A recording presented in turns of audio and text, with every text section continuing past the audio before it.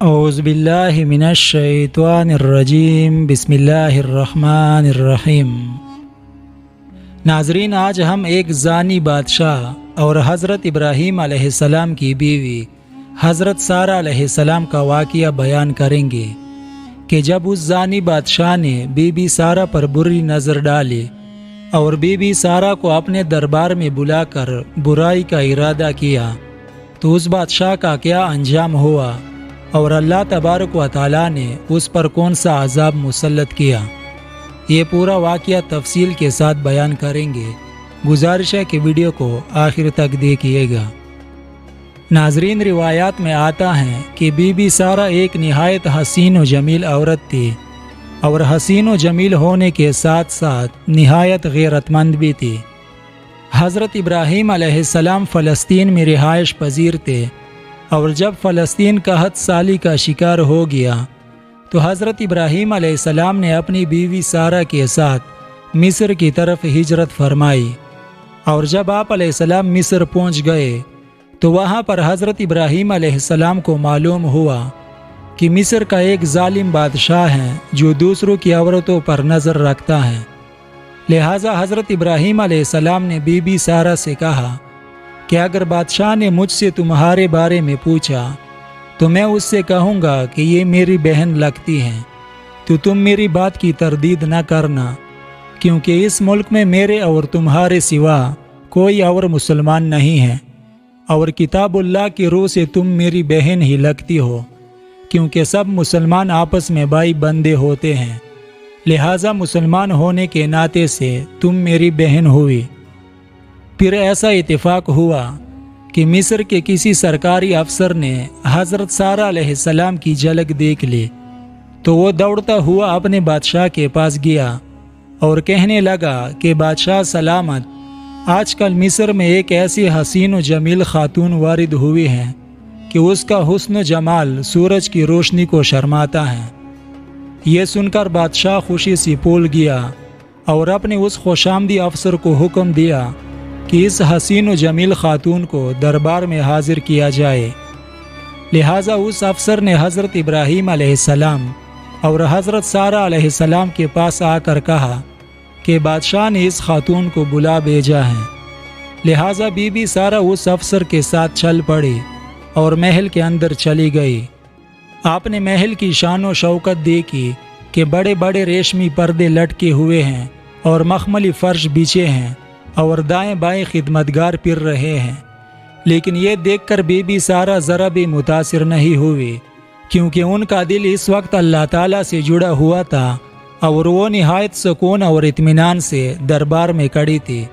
اور be be Sara کو پورا یقین تھا کہ میں پروردگار عالم کی حفاظت میں ہوں اور میرا رب میرا رکھوالا ہے۔ بی بی سارہ جانتی تھی کہ میں ایک اولو العزم پیغمبر کی بیوی ہوں اور ان کی امانت ہوں، اللہ تعالیٰ ضرور میری حفاظت فرمائے گا۔ لہٰذا آپ دل و جان سے بارگاہ الہی میں حاضر تھی اور اللہ تعالیٰ کے سایہ میں مسرور کھڑی تھی، اور اس خطرناک موقع پر آپ کو اپنی حفاظت کا پورا یقین تھا۔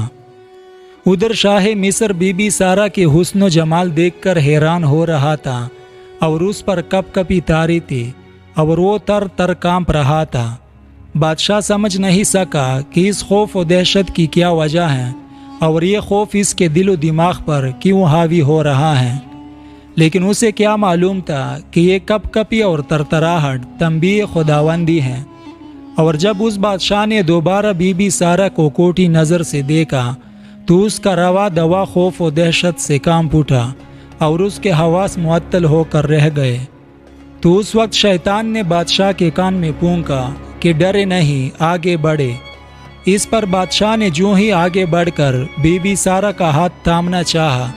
تو اس بادشاہ کے تمام اعضاء بے جان ہو کر رہ گئے، اس پر شدید گھبراہٹ طاری ہو گئی اور اس کا دل پھٹنے لگا اور اس کے دل و دماغ میں زلزلہ آ گیا اور اس کے ہاتھ پاؤں تڑپنے اور پڑکنے لگے، اور بی بی سارہ برابر گرم جوشی کے ساتھ اپنے خالق و مالک کے ساتھ سرگوشی میں مصروف تھی، اور آپ بارگاہ الہی میں عرض کر رہی تھی کہ اے اللہ، تجھے معلوم ہے کہ میں تجھ پر اور تیرے رسول پر ایمان لائی ہوں، اور میں نے اپنی عزت کی حفاظت کی ہے اور سوائے اپنے شوہر کے کسی کا منہ نہیں دیکھا، تو اس کافر کو مجھ پر مسلط نہ کرنا۔ اس موقع پر اس گرفتار عذاب بادشاہ نے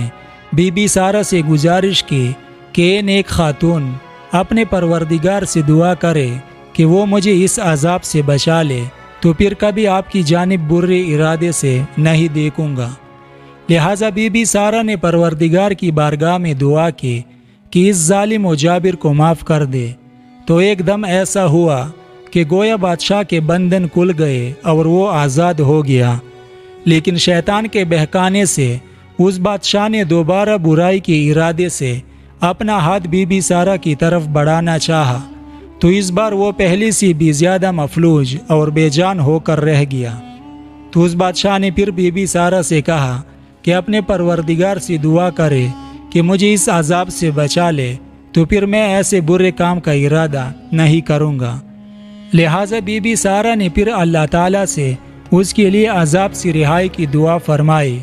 اور اللہ تعالیٰ نے آپ کی دعا قبول فرما کر اس ظالم بادشاہ کو عذاب سے رہائی نصیب ہوئی۔